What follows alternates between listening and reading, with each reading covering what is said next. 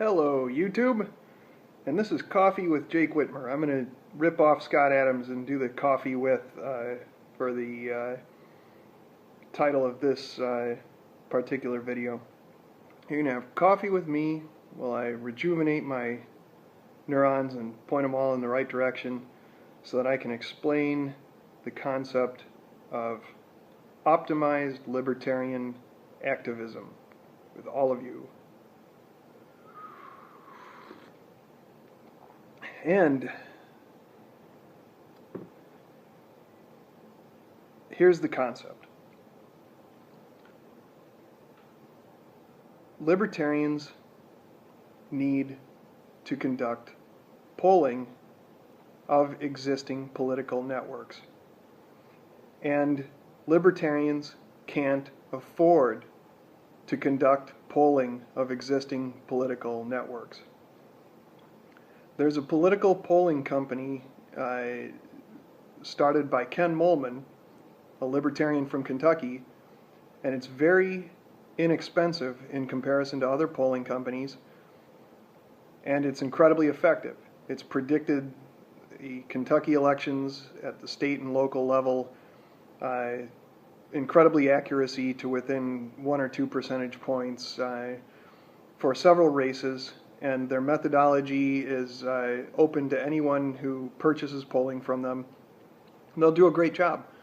But even so, most libertarians can't afford to pay for the polling. And so, how do we get good information about the existing political situation? How can we do that? Well, we have to send out ballot access activists to gather petition signatures to gain statewide and local ballot access. That's something that has to be done, or there is no Libertarian Party at all. It doesn't exist without that. So, being that we have to pay these activists anyway, why don't we have them conduct polling? That's a way of replacing expensive polling. And why don't libertarian candidates take their chances at election more seriously and do their own polling so that they can get elected to office? Well, some of them do. Some of them can't afford that. Our best candidates can't afford to do independent polling. That's great. That should be encouraged, because the polling is, especially in the early stages of a libertarian movement, of any political movement, the polling is most of the benefit anyway. You want to know what the general public currently thinks so that you can estimate how much of a change they'd be willing to accept in the direction of individual freedom. If everybody is a committed government worker, government employee, they're not going to participate in anything that changes toward any degree of individual freedom unless it's the smallest amount and purely in the arena of social tolerance. Government employees will support that. They won't support you taking away their paycheck. That's the reason why they're government employees. The only thing that they want is the paycheck. They're not committed to morality. They don't have any sort of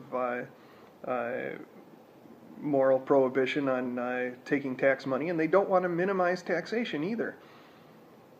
If you don't interact with the public that surrounds you, with any of those existing political networks, you have no idea what they're thinking or what level of freedom they'll support. And more importantly than that, you don't know what they think even on the social issues, the issues of social tolerance, that are the low-hanging fruit for the Libertarian Party.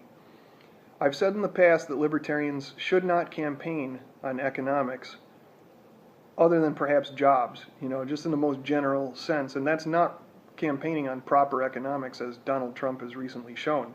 Donald Trump is not committed to property rights. He's not committed to free trade. He doesn't even understand these ideas. If he did, he wouldn't have appointed Jeff Sessions Attorney General. He has not the slightest clue about any of those things, or the slightest caring, because he understood through polling that what the general public cared about was jobs, and that they didn't understand where those jobs came from, and they don't understand that an entrepreneurial society with a large entrepreneurial class creates more of those jobs than any other factor. So in a way, he kind of understands that because he said he's going to get rid of regulation, and he's taken some half-hearted steps towards doing that. But just look at the wild success that he's had from narrowing all talk of economics to jobs. Okay, that's a pretty large amount of success. He's the President of the United States because he had a swagger, he talked boldly, and he said that he was going to do what was right. So really, if you analyze it more carefully than that, he said he was going to make America great again. Most people don't know what made America great. They don't realize that it was trial by jury that made America great. And proper trial by jury, because fake trial by jury, such as we have now, where they say, well, it's a misdemeanor, so we're only going to give you a jury of 6 people. No, a jury is 12 people. It's like that for a specific mathematical reason. It's like that because it unites all the empath morality. You know what a sociopath is? An empath is the opposite of a sociopath. An empath is somebody who would be like a stereotypical bleeding heart liberal, properly defined liberal, not a socialist, but like a Thomas Paine or Henry David Thoreau or Lysander Spooner liberal. Liberal in the proper classical sense of the term. And now people usually qualify that as classical liberal, even though I suggest that, like Friedrich Hayek suggested, that we shouldn't qualify it. We should just say we are liberals. Because the Democrat leadership is up here. They call themselves liberals. They have a high understanding that they are dishonestly using the term to manipulate people, and they're socialists, and socialists, committed socialists dedicated to the power of government over everyone. And then the rank and file Democrats are down here. And they think that they are legitimate liberals, like Thomas Paine, and they also support social programs. But they're also very socially tolerant, like Thomas Paine. So if we get those liberals down here at this level of understanding to basically better define themselves as liberals, to better define the term liberal, and then to say, yeah, I'm still a liberal, and now I have a better defined version of liberal, that's a pathway for us to campaign on moral issues, not economic issues. And I was about to say that Donald Trump actually campaigned on moral issues because he said he's going to make America great again. And in most people's minds, what made America great, it's a hazy conception of property rights and individual freedom and freedom from government. And it's also wealth. And the problem is that they mix the outcome of wealth into the things that create wealth. They mix the consequence or the effect with the cause. And they get cause and effects jumbled together. And they can't think about political issues all that intelligently. But that's why we need to conduct polling, and that's why we need to campaign on jury independence and on being the Bill of Rights party. If we do those two things, everything else falls into place. So I'm going to focus on what that looks like really quickly. If we campaign door to door for state legislative seats and for sheriff's races, then we convince people one at a time, face to face, with the optimal moral argument that we have. That is morally wrong to send people to prison for victimless crime offenses, or what's called victimless crime offenses. It's morally wrong to punish people for things that shouldn't be considered crimes.